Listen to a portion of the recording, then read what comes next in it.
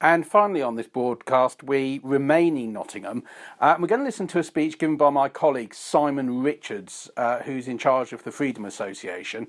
Now, Better Off Out is associated with the Freedom Association, all part of the same umbrella group, if you like.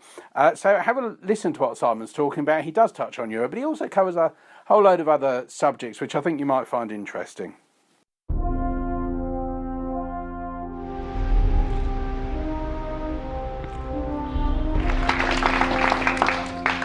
I don't know how I follow that, ladies and gentlemen, but thank you so much, Joe. And I do think, I don't go overboard and everything, but I do think you're incredibly lucky to have somebody of Joe's ability doing this. And I'm very impressed by the whole of this setup. And it's great to see so many of you here. And a fantastic lineup, after me anyway, of speakers you've got. So I really hope you're going to have a superb couple of days here. And I have to say that I was a little bit surprised when I saw where you were meeting, the Osborne Suite. I've heard George Osborne called a few things, but never sweet. But I hope that despite that, you're going to have a great time here. And I think it's also quite an inspired place to pick Nottingham, actually. Because Nottingham, as I'm sure any of you here who know your Robin Hood will be aware, Nottingham was the home of the real sort of baddies, the Sheriff of Nottingham, who grasped people's money. And really things haven't changed that much, because it's also the headquarters of the Inland Revenue. So somebody at that organisation, I think, has a bit of a sense of humour.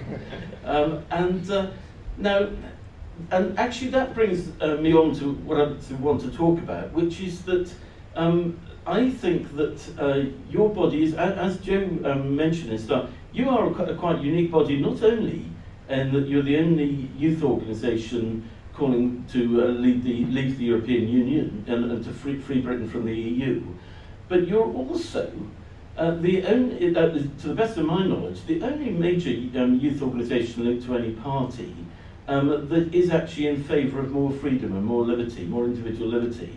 And you know, all of the other parties, to varying degrees, they all deny it, but they are all to varying degrees in favour of a bigger state. They'd probably like that gigantic Inland Revenue building to be even bigger than it already is. And I think that's something you should all be very, very proud of, and something you should really hold dear and not give up lightly. And I want to sort of tell you a bit of a cautionary tale, if I may. During my sort of lifetime, that goes practically back to Sir Queen Victoria, the political landscape in this country was dominated by the growth of one party. It came from almost nowhere, and it was a party that back in 1970 only had 6 MPs. And they went on to win by-election after by-election, council after council. They soared in their support, not only in the opinion polls, but in the number of MPs. And eventually, of course, they took power. Now, I'm talking, of course, about the Liberal Democrats. If you look at most of the last 30 years of the Liberal Democrats, it was almost an unrelieved success. They went for, and I know that quite a few people in UKIP, the people who've masterminded many of UKIP's successes in the local elections, have modelled themselves on the very brilliant tactics that the Dems deployed to win around the country. But of course, you all know that it all ended rather badly for the Lib Dems. And at the last general election, so after 45 years, I mentioned in 1970 they had 6 seats. They now have 8. So in 45 years, they've had a net gain of two MPs. Now you would be quite right to comment, given the shocking fact that UKIP gained 4 million votes and only 1 seat, to say, well, there's more to life than the number of MPs, and that is true. But I think what's much more sad for the Liberal Democrats is that not only did they not succeed as they wanted in terms of power, but that they, in doing so, they gave up their principles. And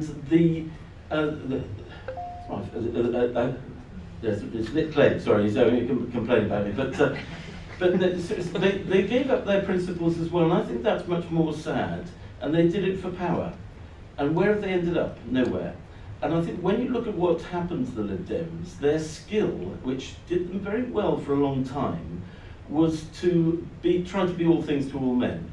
So if you went down into the southwest of England, the sort of part of the world I come from, the Lib Dems there used to sort of actually talk quite a vaguely Eurosceptic talk, because they knew that's what people like to hear. And if you went to, say, the northeast of England, they'd come out sort of talking quite socialist. Of course, that can succeed in the short term. Ultimately, it leads to ruin. Now, I think I'm sure. I'm sure some of you will realise that I'm just trying to give, if I may, some I suppose a bit of a warning for UKIP that it's very easy to chase after short-term votes and to throw away your principles. But in the long term, it's sticking to your principles, sticking to what you believe in. That's what really matters, and I think that is what you should be doing as a party. So, the glorious thing I think about Young Independents, and it's an organisation I supported right from the very start, and I have to say that we've often held some receptions and joint events with YI at UKIP party conferences, because I was always quite keen to encourage them. And I can tell you, when we first started doing that, you could have got all of the YI people on just one of these tables. And that was even when we were providing free drink as well. So I think that the progress that you guys have made is just phenomenal, and I really do applaud you for it. But I think what's also impressed me enormously about YI is that you do seem to care about principles, and you have a belief in that word, independence. And independence is more than just the independence of our country from the EU. I could go on talking forever about the iniquities of the EU. You know all about that, and Nigel will do it a lot better than I can. So I don't want to talk about that now. But it's actually our own independence as individuals that matters. And there's not a single party in the country at the moment, other than UKIP, that is giving any serious thought to that. And I think it's something, as I say, you should be enormously proud of, and you should, I think, value your freedoms. I was watching a programme about the BBC the other day, where it showed Peter Sellers, who's a comedian from sort of long before your time, but and he was sort of begging, he was asking the favour of somebody at the BBC to ask if they could help him apply for a telephone, and that's what and it sounds ridiculous, but there was a time in this country when the GPO, which is now Telecom, was the sole provider, the monopoly provider of telephones, and you had to sort of try and curry favours with people to get a phone. I mean, can you imagine that? And there is no need for the state to be involved in so much of what we do.